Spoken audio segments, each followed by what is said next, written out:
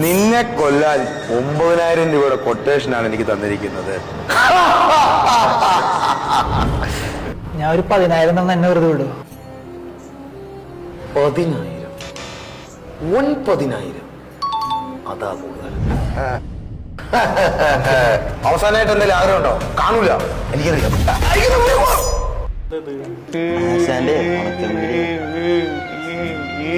ആശാനെ കണക്കും ഇംഗ്ലീഷൊന്നും വലിയവരുടെ അറിയില്ലല്ലേ. 10ാം ക്ലാസ്സിൽ 10 കൊല്ലം തോറ്റപ്പോഴത്തേക്കും പ്രിൻസിപ്പൾ എന്നെ പുറത്താക്കിയതാ.